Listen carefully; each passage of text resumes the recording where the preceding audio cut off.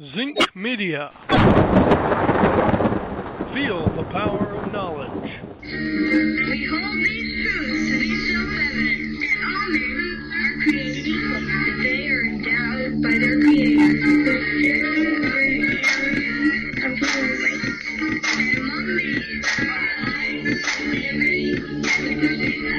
happiness. Good evening, my fellow Americans. It is I, your lovable host, Rod, coming to you live from my bunkerized home studio somewhere within the great granite state of New Hampshire.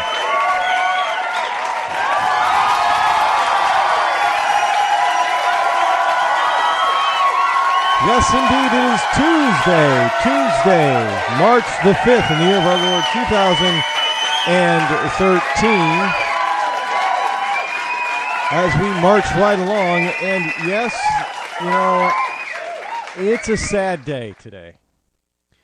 Leftists all over the world are hanging their heads low. They are down in the dumps. They are mourning because that wonderful leader by the name of Hugo Chavez has passed on. He died today at the age of 58. Now, I thought that Venezuela's and Cuba's medical system was so expert. You know, the real funny thing in sad, well, it's not so sad, but the real, yeah, it is kind of sad. The sad thing is that man could probably still be alive today if he weren't such an anti-American demagogue, because we have the greatest medical system here in this country on the planet. For most cancers, we have an extremely high cancer survivability rate, among the highest on the, well, it is the highest on the planet. He could have come here for treatment, and he would probably still be alive today had he done so. But, you know, people's hatred for America knows no bound. It doesn't make any sense. There is no logical sense behind some people's hatred, especially when the kind of stuff that Hugo spewed made no sense. Now, Hugo Chavez, as AP, the Associated Press, is saying, they're eulogizing him. They are so beside that. They are so depressed over there because, you know, he was able to do in Venezuela what Barack Obama wishes he could do here. Look, make no mistake about it. Obama, if he could, you know, hey, Maxine Waters once said it quite eloquently. This liberal would be all about the government taking over and running your businesses. They don't care about private enterprise. They don't care that it's private enterprise, people's blood, sweat, and investment, money, capital, time, that gets put into building businesses. Hugo didn't care. He just took over everything, just took it. People were out billions of dollars, and he proceeded to screw up the Venezuelan economy. But no, everybody's looking up to Cuba.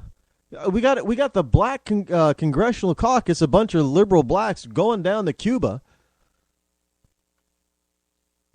and praising Fidel Castro. Oh, he's just a wonderful man. And their people are living in squalor. Well, I guess if everybody's poor, except for the government, then there is no difference. Everybody's equal. See, this is what they want here. Folks, remember now, every time that a liberal talks about equality, what do they talk about? They talk about so-called helping the poor at the expense of the wealthy. So in other words, every time they talk about helping the poor, the way they want to do it is to tear the success down. They don't want to raise the poor and the failures up. They want to tear the success down. That's all their policies do. And they will continue to lie and lie and lie and lie and lie some more until those lies start to become what? Believable. It doesn't make them the truth.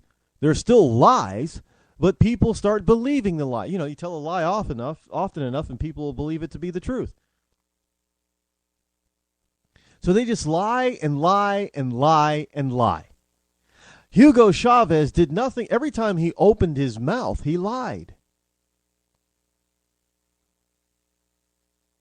Plain and simple. Oh, yeah, how many times did he say that he was fully cured and he was healthy? Evidently not.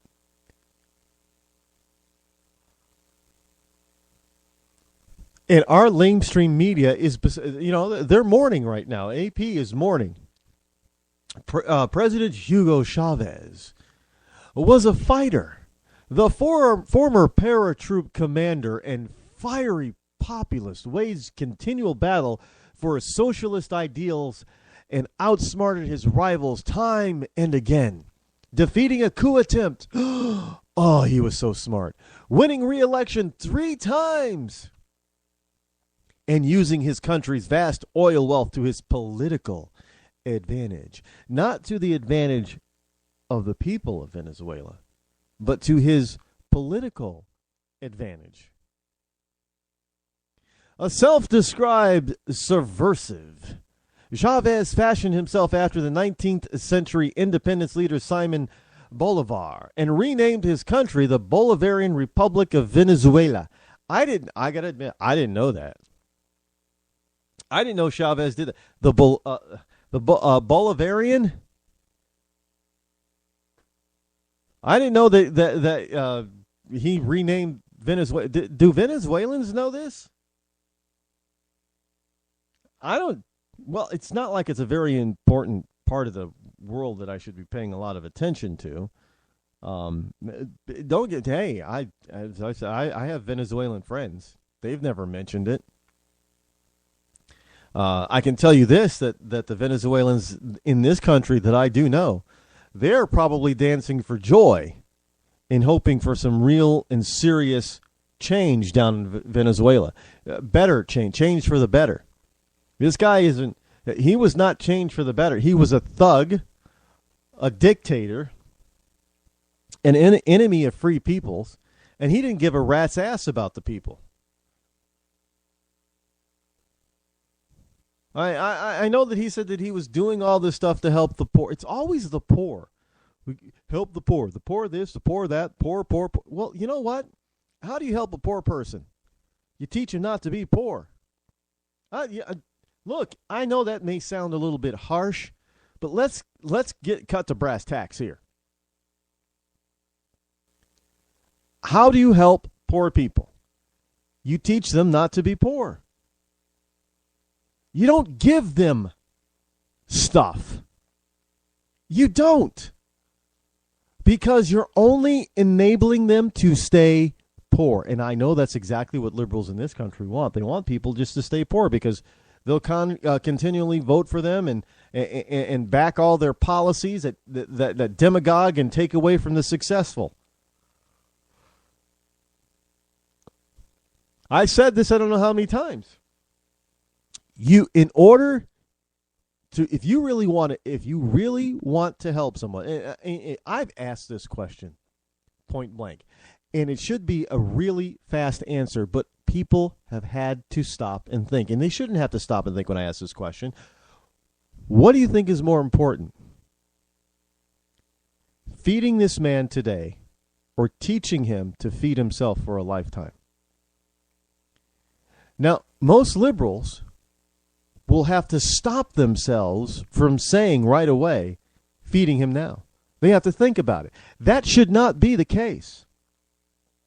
It should be a real quick answer. Well, of course, Rod. Teaching him to feed himself for the rest of his life. Teach him to take care of himself and his family the rest of his life. Teach him not to be poor. That is the most humanitarian thing you can do for anyone. The most inhumanitarian thing you can do for anyone is welfare. Any kind. Now, I'm not saying that every once in a while you help out people who are temporarily down or an emergency situation and things like that. That's not what I'm saying, and I know that there are liberals out there that would try to twist that to mean what they want it to mean, not what it actually does mean. What it means is you don't have standing welfare programs because you're feeding that person a fish every single day. And if you have to feed that person that fish every day, what happens to them? They become dependent on you like children and slaves. They become chained and shackled to you. I'll give you an example. If I were to walk the streets of Boston every single day, and every day I go out there and I hand the poor and the homeless a sandwich. I give them lunch every day, a good lunch, sandwich, chips, soda, good every day. Then why do you not supposed to feed wild animals? Because they get dependent on you feeding them, and they don't go out and search for food themselves. The same thing with humans. If I go out there every single day and give them a box lunch every day, they're not going to look for other ways of feeding themselves, possibly trying to get some help and assistance to get themselves cleaned up so they can find themselves a job or be trained to find to get a job or what have you, to get helping to get them off the street. No, they're going to be there at that exact location every single day. And if for some reason one day I don't show up or I can't show up, they will starve for a day because they won't know what to do. They will wait. And this has been proven both in humans and in animals. They will, if I go out there every single day at noon and for some reason I don't show up, I'm sick, my car got a flat tire, I got in an auto accident, I had no money to buy lunches, whatever reason, I didn't show up at noon, they will be there at 1 o'clock. Most of them will still be there at 2 o'clock. They will be there at 3 o'clock. And by the time dinner rolls around, they're going to start saying, well, I guess he's not showing up. How could he? And then they'll get mad at me and start blaming me for not showing up. And this is what we have in this country on welfare. We have a bunch of people who blame everybody else who makes more money than they do for their reason for them being poor and down in the dumps is that we're not giving them enough. We're not giving them enough material things. They're not complaining about, well, you're not giving me a good college education or job training. I don't see many of those people asking for that. They're talking about, well, I need more money in my welfare check. I mean, it's just, food stamp. That's not enough. I can't buy. They get upset when people want the government to crack down on food stamps. No potato chips, no beer. What do you mean? I should be able to buy whatever I want. That was Hugo Chavez. He was going to try to feed his entire population. He was going to take from the wealthy, from the successful, from the upper middle class, and he was going to transfer all that wealth, which he did, down to the poor who are still poor to this day. He squandered billions of dollars instead of at least taking that stolen money and investing it in education and training and building his economy up. No, he just gave it away. And what happens? Oh, when he gives them something, oh, those wonderful people down there, they're going to vote for him again because what? They want the gravy train to keep coming. So if he doesn't show up now that he's dead, what is going to happen to Bolivia? Well, is the vice president down there going to all of a sudden take over and start handing out billions of dollars? If he wants to stay in power like Chavez, yes, he will.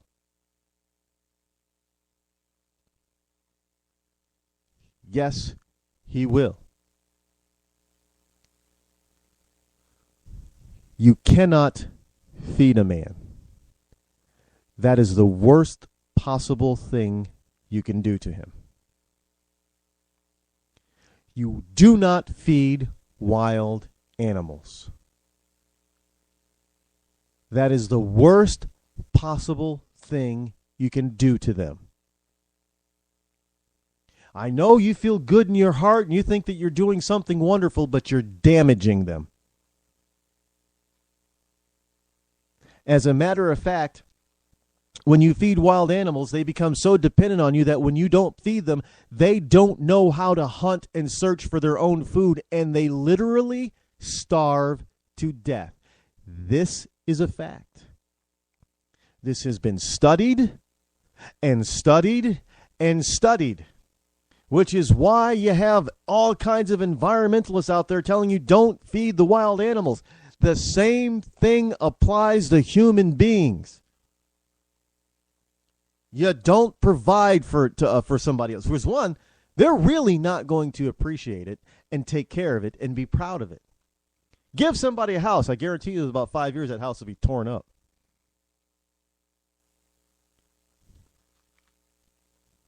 No, you don't give on a regular basis as in welfare. You don't feed people that way. You don't give money to people that way because they will not learn self-pride. They will give it up to you in a heartbeat. I find it amazing. If you go down to... Now I'm going to bring this to a human level. How lacking of personal dignity. I'm not talking about pride because, pride cometh before the fall, saith the Lord. I'm not talking about that kind of pride. I'm just talking about personal self-worth and dignity. What kind of person will go and stand in line for hours for a couple of thousand measly dollars? And then when somebody puts a camera and a microphone in your face and say, well, where do you think Obama's getting the cash? I don't know. I guess from his stash. Your self-worth and lack of dignity is so low that you will go begging to a government official to give you money. Now, I don't know about you, but that is not human dignity. That is not having some self-worth, the proper kind of pride. It's just sad. How are you going to stand up with your head held high if you have to go into your welfare department every month to get your food stamps? You think of yourself to be that low, that worthless, that's all you can amount to is to beg for your daily sustenance. Well, I ain't begging for nothing. You want to bet you don't? You are?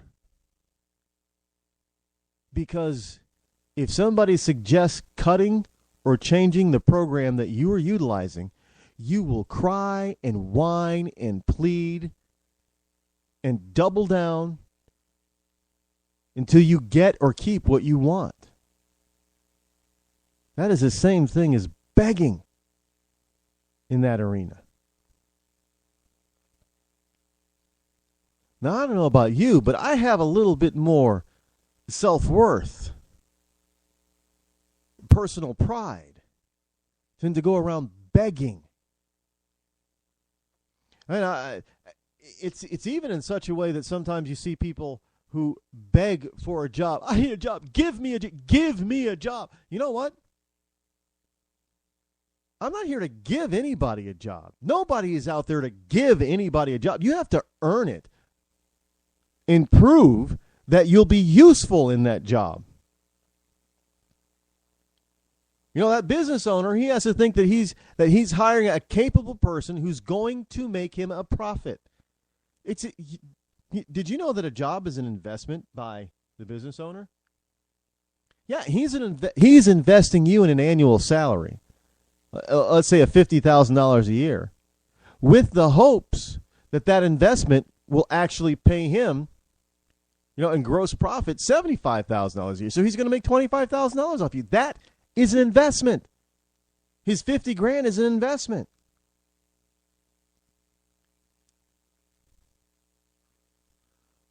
There's no begging for stuff. You don't get anywhere by begging. You get somewhere by showing that you have some self-dignity, some self-pride, and that you have some self-worth that somebody else can benefit from. And don't think of that as, well, ain't nobody going to use me. Well, they're not using you. They're paying you for your time and your effort and your talent. You're not giving it away for free. No, I find it quite interesting that even the poor, they don't want to give away anything that they have personally for free, but they sure as hell want you to. When the real amazing thing around here, when I was refurnishing my home, a lot of the older stuff, it was I garnered it really quickly after my separation and divorce from my wife. It was cheap stuff. It was cheap in price and cheap in quality. Think Walmart type of, put together furniture. So I started replacing that stuff. And every time I replaced a piece, most of the time I would take the furniture and I would take it downstairs. I would put it on the street with a little sign that says free. Every single time, that piece of furniture didn't last more than 30 minutes. And as the furniture I started to replace was of better quality that I was putting out, I stopped putting it out. Because now somebody's going to be dependent on me continually putting out good stuff.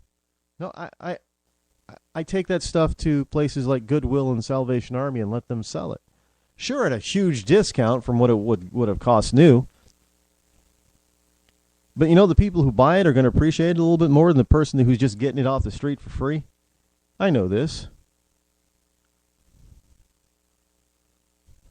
We've seen it. So you can't give people stuff all the time. You can't feed them all the time. And Hugo Chavez and his Venezuela is just a good, just a prime example. And now he's gone. And I can guarantee you, based on that man's life, he is not standing before the pearly gates. Venezuela also says that Chavez was infected with cancer by foes. Now, I didn't know that you could infect somebody with cancer. That's something else I did. I didn't know that he changed the name of the country, and I didn't know that you can infect somebody with cancer. Now, I know that there are things that you can do to the body that will induce cancer, radiation and things like that. Certain types of chemicals, but it takes a while. I didn't know that in such a short period of time that we can give this guy a deadly form of cancer that kills him. But according to Venezuela, Venezuelan President Hugo Chavez was infected with cancer by imperialist enemies, his number 2 vice president alleged, earlier today, adding that the socialist leader was suffering his hardest moments of a 2-year battle with the disease. Well, evidently, because he was dying.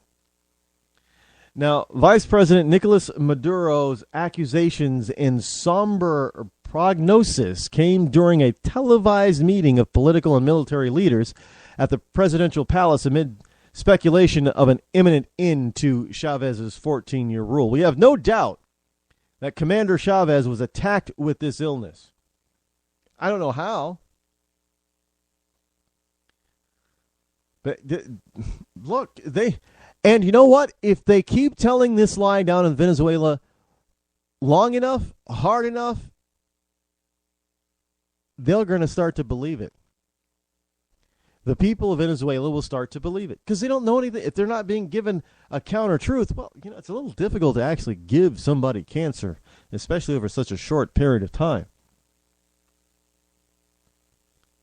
I guess what happened is what happened is that they have all these cancer causing stuff and they just shot it all at Hugo. He was so strong and powerful that he could wheel it off, so they had to shoot everything. And because they shot everything, he got it quick and died quick. That's what happened. Yeah, that's what happened.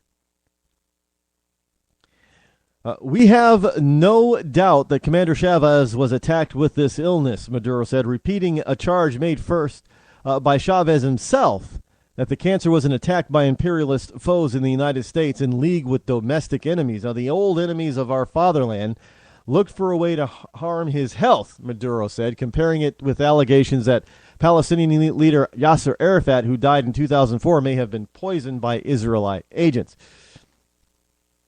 So now this is also, I guarantee you, this is also going to be used in Venezuela for further crackdown, for further government regulation, for further infringement on human rights in Venezuela. Hey, you helped imperialists kill our beloved president with just a charge. It'll just be there'll be no evidence. It'll just be a charge, some speculation. Somebody will have something innocent, and then they'll get reported. They had that. Oh my! They're part of the. Oh, we got to tell the authorities. They're part of it. That'll give you cancer, man. And they helped out. And that's what'll happen. That's what happens all the time. That's how tyranny starts.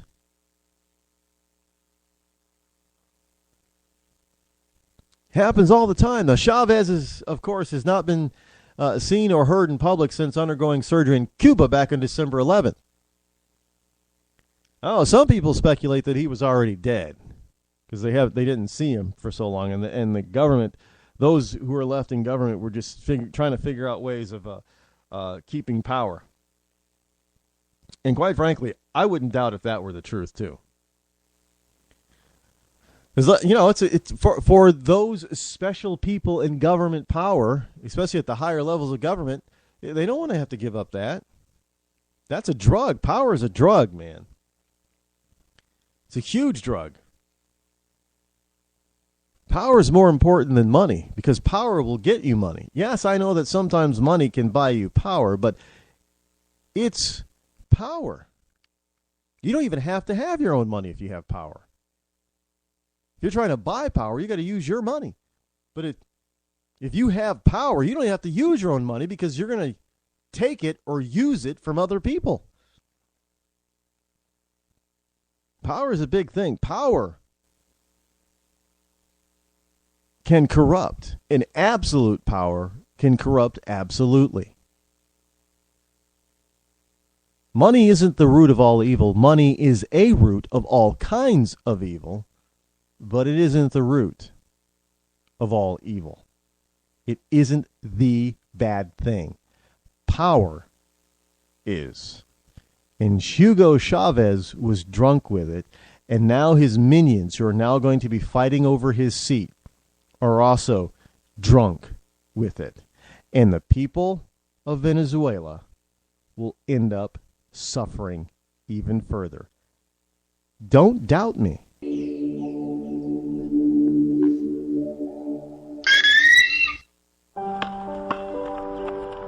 I always loved watching the kids play basketball. I still do, even though things have changed.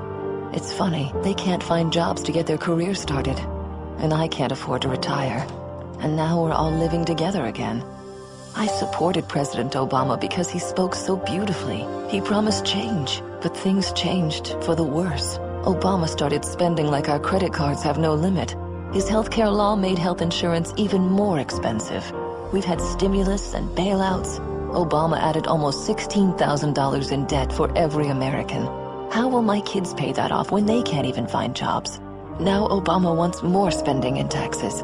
That won't fix things. I had so many hopes. Cutting taxes and debt and creating jobs. That's the change we need. Tell President Obama to cut the job-killing debt and support the New Majority Agenda at newmajorityagenda.org.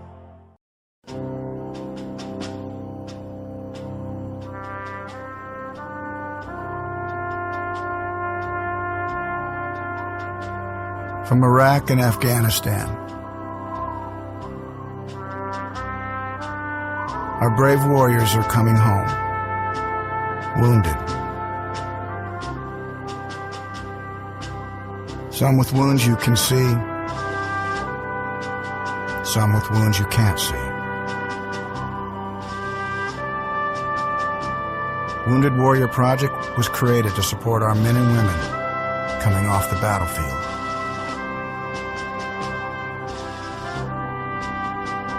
Please help carry these warriors the rest of the way home. Get involved at woundedwarriorproject.org.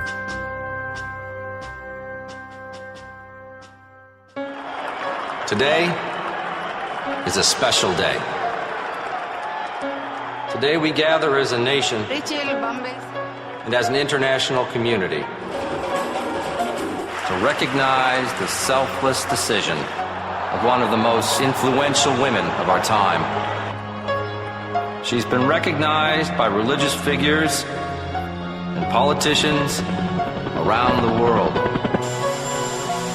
To us, she's just Rachel. But to the rest of the world, she is the woman who, after having one too many drinks, chose not to drive home buzzed. Here today to honor Rachel is the family whose lives she spared. Save a life. Don't drive buzzed. Buzz driving is drunk driving. I was in chronic pain, and my family struggling to make ends meet, food and gas prices going up, even keeping my job was iffy. Then I learned about a new miracle drug made in Washington, D.C., Spenditol. Spenditol is Washington's answer to all the painful problems Americans face. How to borrow $800 billion for a stimulus that didn't create jobs or fix the economy? Spenditol. Spenditol is not for everyone. Side effects may include a mountain of government debt piled on our kids, a sudden loss of freedoms, higher prices for everything, leaving our kids a lesser America than we had. Ask your doctor or congressman if your conscience is strong enough for Spenditol. And it's so popular in Washington, we have to import trillions more of it from China. Spenditol makes you feel better now and pushes off the really bad stuff till later, for them to deal with. Call the White House and Congress. Tell them, stop spending it all. Feeling lonely this holiday season? Looking for little human interaction? Do you want to feel contact in certain special places? Then why not go through security at an airport? The TSA. TSA agents are ready and standing by to give you a little something extra to feel thankful about this holiday season. TSA. What are you waiting for? I want to check under your testicles. Spending time with a TSA agent couldn't be easier. Simply book a flight departing from any American airport. When selected for a full body scanner, say no.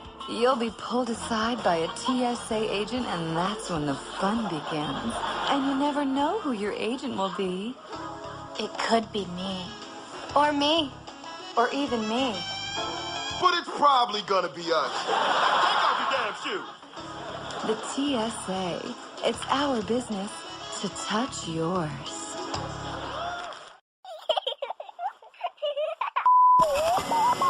Welcome to the Bureau of Womanhood Conformity. Independent thoughts are considered subversive because all must agree with our leader. When it comes to women, preventive care should include coverage of contraceptive services such as birth control. You see, if you don't believe government should pay for your birth control, you're not a real woman. Womanhood denied. If you refuse to accept that pregnancy is a punishment, you're denied as well. I don't want them punished with a baby. If you don't believe that abortions should be allowed for any reason, if you don't believe in aborting a child for being the wrong gender, and if you don't believe that stay-at-home mothers aren't real workers, you are not a real conformed woman. His wife has actually never worked a day in her life. His wife has actually never worked a day in her life. Finally, for your safety, if you oppose mandatory government health care, you will die. They will be voting to say that women can die on the floor. These standards and regulations were formed after our glorious victory in the war on women. Thank you for your cooperation and your conformity.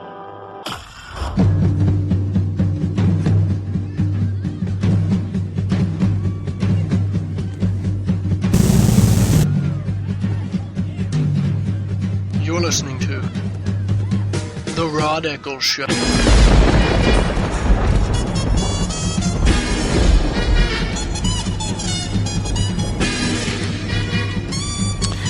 Here's an interesting twist. I love doing the twist. You guys do the twist? Twist! Ha, ha. Come on, baby! Let's do that twist. Chubby checker I'm not. Either in size or talent. But anyway, here's a twist. Chubby's still alive, too, I do believe, right? Chubby Checker? He's still alive. I honestly, I don't know. I'd lose on that one. Lose a bet on that one because I'm not absolutely positive if he is or isn't. He could still be. It's not that he can't. It's not that he'd be too old for that, but I don't know if he is or isn't. But yeah, everybody. I remember high school prom. They did a twist contest. Me and my date, which is my ex-wife, we won the contest, by the way. So I could do the twist, and she could do the twist, but I can't really sing the twist. But this kind of twist is a little bit different than the Chubby Checker twist. Washington Republican. Now, of course, they have to call him a Republican right off the bat, because if he was a Democrat, that you wouldn't even know it. They wouldn't mention it anywhere in the story, but right in the title, Washington Republican. Bicycles cause more pollution than cars. Now, you look at that and you think that a liberal will look at that and think he's off the deep end, but you actually have to read the story to understand what he's saying. And it's an interesting twist because he makes a good point. He makes a fantastic point. Now, remember, folks, you have to keep in mind that CO2 is a greenhouse gas, i.e., it is a pollutant that must be controlled. I mean, we have scientists and biologists down in Australia trying to produce and genetically design a cow that produces less gas. They don't fart or burp as much. Now, I don't know what that kind of meat's going to taste like. I wouldn't be eating it, or drinking the milk. But this is what they believe. This is how far this is going, that he is being absurd in order to prove his point. The ranking Republican member on Washington State's House Transportation Committee thinks that riding bicycles causes more pollution than driving cars, a Seattle bike blog reported over the weekend. State Representative Ed Orcutt, who is a Republican, wrote an email to a constituent who disagreed with his support for a new tax on the sale of bicycles, a proposal being considered as part of a larger piece of a transportation legislation piece reached by the Seattle bike blog. He confirmed the email is real. Now, in his message sent to the owner of a bicycle shop, Orcutt wrote, "If I'm not mistaken, A cyclist has an increased heart rate and respiration. That means that the act of riding a bike results in greater emissions of carbon dioxide from the rider. Now, since CO2 is deemed to be a greenhouse gas and a pollutant, bicyclists are actually polluting when they ride. He added that when citizens drive cars, they are helping to pay for the roads, whereas bicyclists, he says, need to start paying for the roads or trails that they ride on rather than make motorists pay. Now, reach for comment. Orcutt told the Seattle Bike Blog that you would be giving off more CO2 if you are riding a bike than driving a car. Although he said he admitted that he had no evidence to back the claim, but there's already tons and tons of anecdotal, scientific, physical, medical. All. If you're breathing heavy, what are you doing? You're breathing harder and faster, and you're exhaling more CO2 and sucking in more oxygen. So actually, he's on to something here. So all of you people out there who like to run and jog and walk and for exercise and or walk to work or take a bike or if you take the stairs instead of the elevator, or if you do anything other that is physical that increases your heart rate and causes you to breathe more or heavier, you're actually expelling more CO2 and you're polluting. Now, I know that's absurd, and that is exactly what he is being. You got to, in order to illuminate the ridiculous, sometimes you have to be absurd. And he's right on the money with this. This is a beautiful thing. I wish I would have thought of it. Because I'd be out there telling everybody, yeah, stop riding bicycles because you're polluting. Now, you also got to admit, now, it takes fossil fuels and digging up the earth to get the iron ore and aluminum and stuff like that in order to make these bicycles.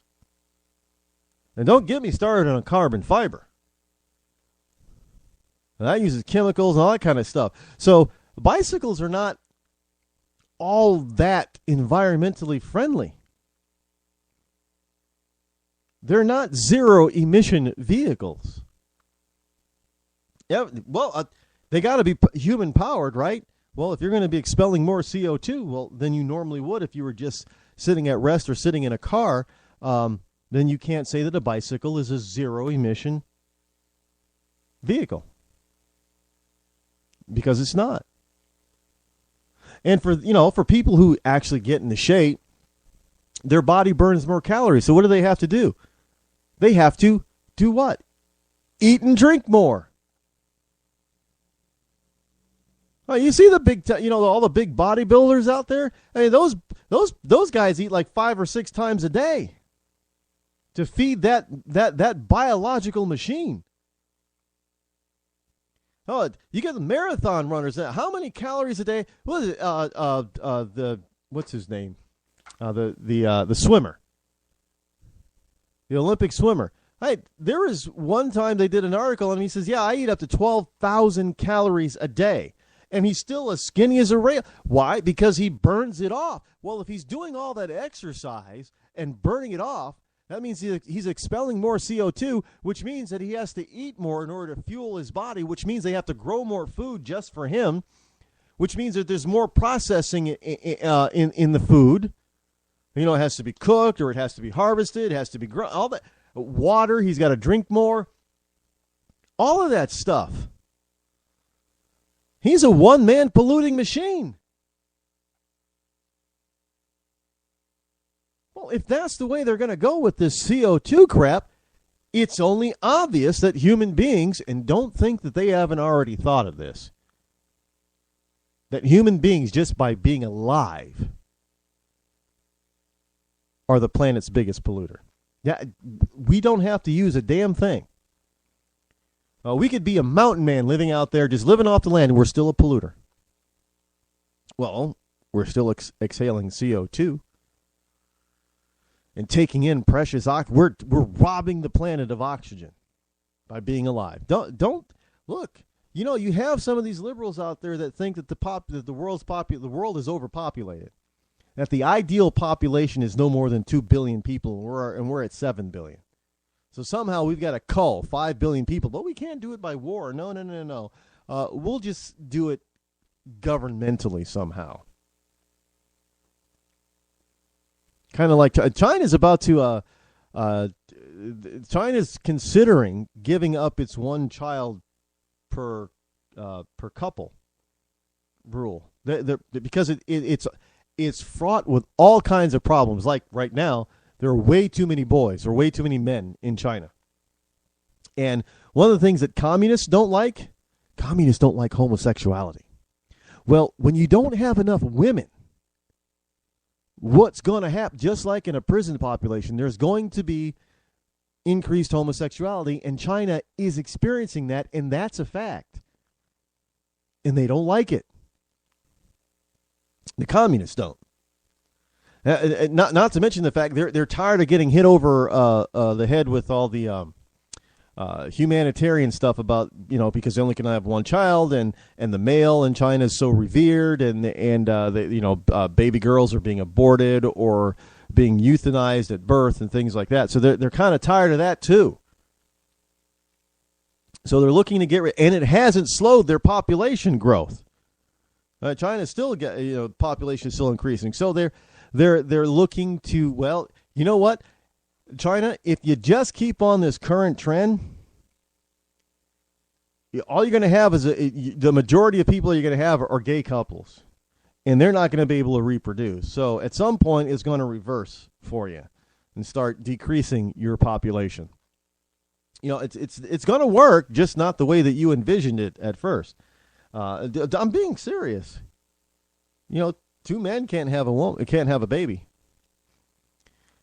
2 women can't have a baby either. They both need each other. Whether they actually have sex with one another or not is irrelevant nowadays. But you still got to have man and woman.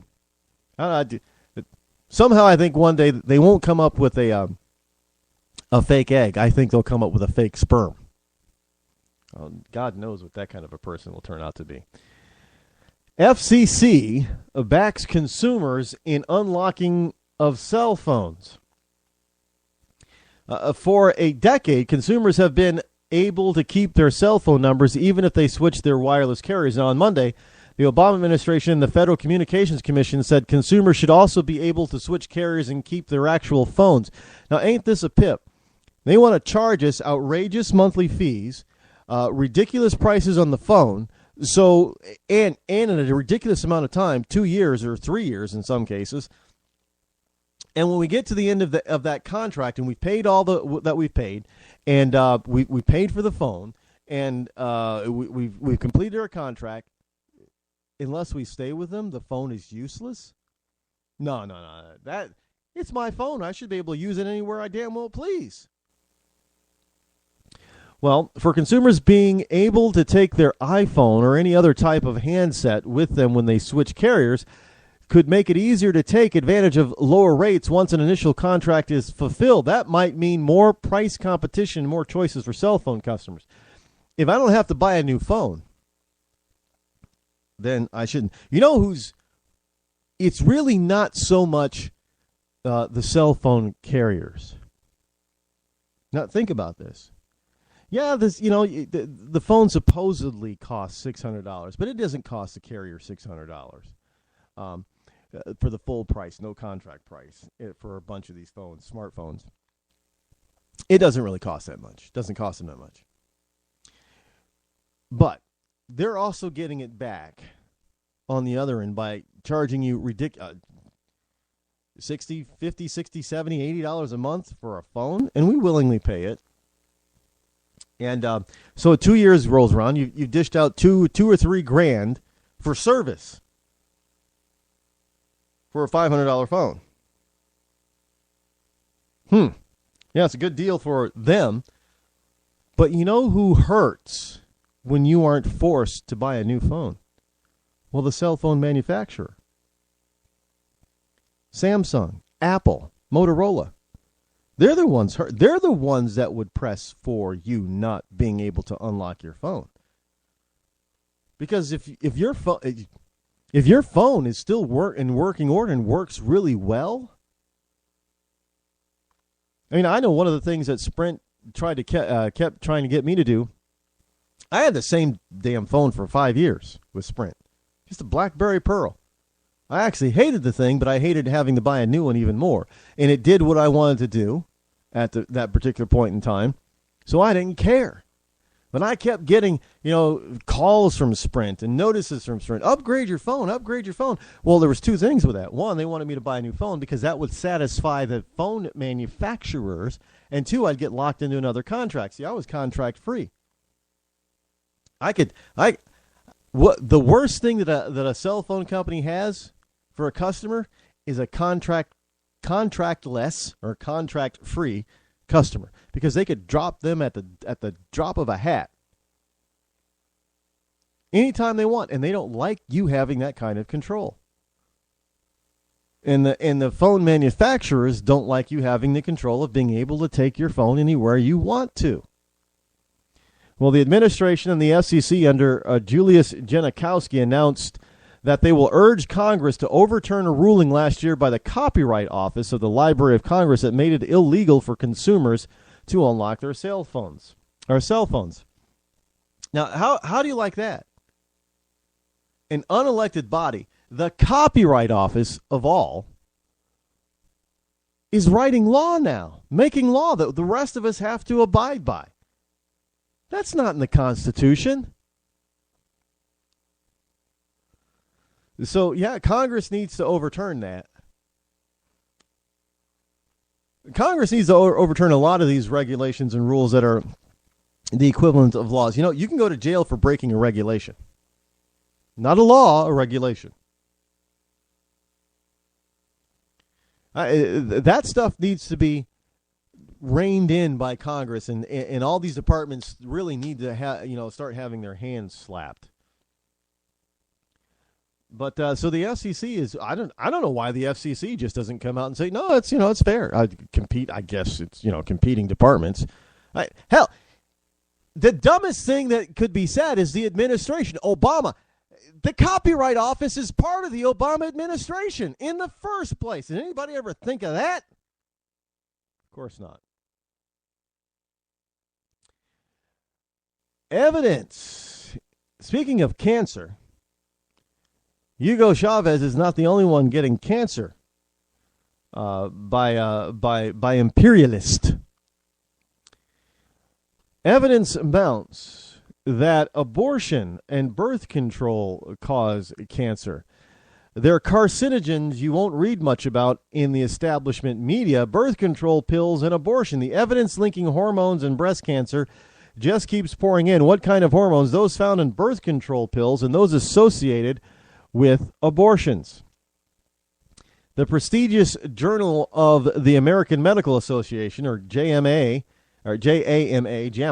reported back on February 27th that the rate of metastatic breast cancer in women's age 25 to 39 nearly doubled between 1976 and 2009, from 1.53 to 2.9 per 100,000. The American Council on Science and Health calls the increase slight. Slight? It's almost a full percentage point. It's more than a percentage. It's almost 1.5 points higher. That's not slight. Now, Karen Malik, president of the Coalition on Abortion and Breast Cancer, said it was utterly stunning that JAMA lead author Rebecca Johnson's team called the increased incidence in advanced cancers among young women small. That's a nearly double increase in the increase of disease, with a mean 5-year fatality rate of 69%. By contrast, the mean 5-year fatality rate among women with breast cancers that have not spread to distant sites is 13.2%. So now they're saying that birth control, and there's evidence, medical evidence mounting that birth control and abortions. Now, the NAG gang. and the feminazis out there are going to be just up in arms over this kind of report. Well, the truth is the truth. The facts are the facts, no matter how often you tell a lie about it. And the fact is that women are dying from taking birth control pills and getting abortions. And women that have had multiple abortions increase proportionately their risk for certain cancers. But hey, we should still allow abortion on demand, right? Now, not only are we killing the babies, but just like Hugo Chavez, we're killing the mother too. Well, I mean, so 2 + 2 = 4. If Chavez thinks that he was cancerized by enemies of him, then isn't this a war on women? Then isn't this an attack on women? Aren't abortion clinics and abortion doctors attacking women? Aren't they the enemies of women? If women are dying of cancer that they're getting and contracting because of abortion and birth control, aren't all of those people, including other women, aren't they involved in a war on women? Hey, it sounds reasonable to me. If you're going to take their version and their definition of a war on somebody and how it comes about, well, then you cannot say any other way logically that it's not a war on women via abortion and birth control. Just saying out there. Finally tonight, folks, something that looks like is finally catching up with the president. His job approval numbers are tumbling. President Obama's job approval rating took a hit over the weekend, falling to its lowest level in the Gallup 3-day average since his reelection. His approval rating was 46% between February 29th and March 2nd, down from 53% a week earlier. I think because more and more people are started to understand and realize that the sequestration and all this, apocalyptic prediction that was going to come about because of sequestration was his fault and idea to begin with. Now, his disapproval rating also jumped to its highest level since November, hitting 46% over the weekend, up from 40% a week earlier. Those are some huge swings. Now, Gallup surveys roughly 1,500 adults across the nation each day and records the average rating over the 3 days. The margin of error is plus or minus 3 percentage points. But the point is that people are starting to get it. They're starting to get it. That Obama isn't governing. He isn't doing anything. And just maybe, his policies are his fault. Just maybe. Well, we'll see if this holds out or not. Well, we've come to the end of another wonderful show here on the Rod Eccles Show Express. We will be back here, same bat time, same bat channel tomorrow. Well, goodbye. And don't think it hasn't been a little slice of heaven, because it hasn't. So please don't get your knickers up in a bunch, because I shall return. Right now, I'm Rod Eccles. This has been the Rod Eccles Show, and I'm out.